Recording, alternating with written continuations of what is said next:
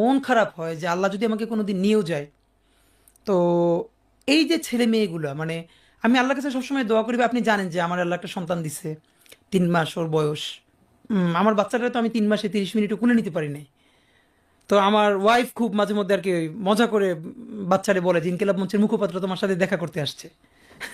তো আমার এই প্রথম মনে হলো কি যে আমি ভাইয়ারে বলি, ভাইয়া আল্লাহ যদি আমাকে নিয়ে যায় আমার বাচ্চাটার দিকে একটু খেয়াল রাখেন।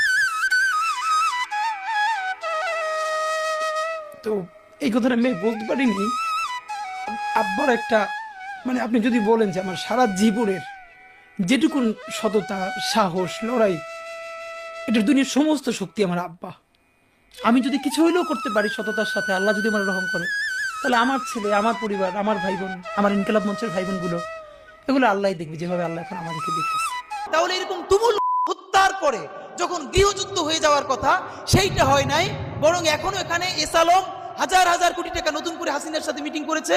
ইলেকশনের আগে বড় বড় ফিগারকে এখানে অ্যাসাসিনেশন করা হবে, গুপ্ত হত্যা করা হবে। পুরো এখানে ভারতীয় আধিপত্যবাদ এখানে সব থেকে বেশি অ্যাক্টিভ আছে।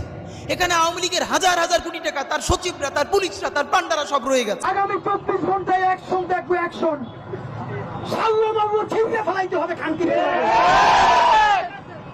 বাংলাদেশের অস্তিত্ব থাকবে না যদি গোপালগঞ্জ বাইতে থাকে। গোপালগঞ্জের প্রত্যেকটা উপজেলা ভাগ কইরা পাশে মাদারীপুর, ফরিদপুর প্রত্যেকটা জেলার সাথে অ্যাটাচ কইরা দেয়া লাগবে। শুনতেছে যে আমি এসছি, ও কোরআনের হাফেজ, মনে হয় 21 না 22 বছরের, 2 চোখ চিরতরে হারাই গেছে, আলো ফিরবে না। তো আমার কাঁধে হাত রেখে বললো কি যে হাদি ভাই আমারে সপ্তাহখানেকের জন্য আমার একটা চোখে একটু আলো ফিরিয়ে দেওয়া যায়। আমি বললাম ভাই 1 সপ্তাহের জন্য কেন? বললো ভাই অন্তত আমার মারে আমার খুব একবার দেখতে মন চায়।